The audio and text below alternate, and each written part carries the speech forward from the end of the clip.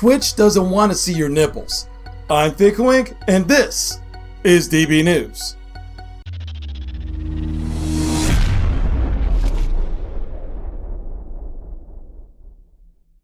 Twitch TV made changes to their rules of conduct section today that has the live streaming community buzzing. Twitch has changed their policy in terms of dress code, specifically targeted at streamers who show up on camera topless or scantily dressed.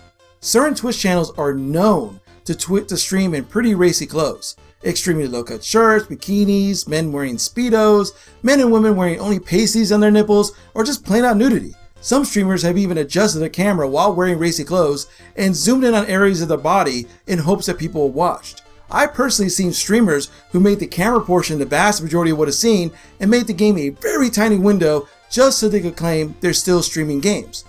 Twitch in response has updated the rules of conduct of such activity. The updated rules state, dress appropriately. Nerds are sexy and you're all magnificent, beautiful creatures, but let's try to keep this about games, shall we?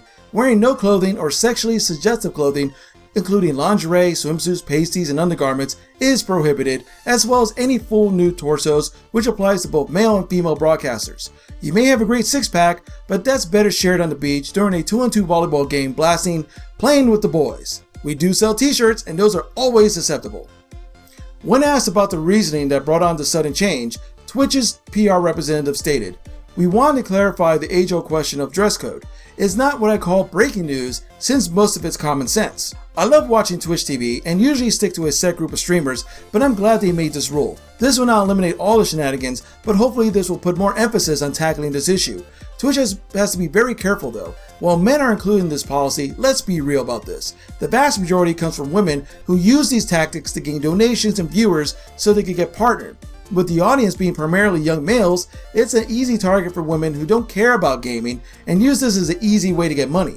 Yet, what about the thousands of women who love streaming that are not using this tactic? What if they get flagged because they are wearing a shirt that shows too much cleavage? Let's just say they have a large chest and it's pretty hard to hide it. They could be wearing a shirt that most people on the street wouldn't have an issue with.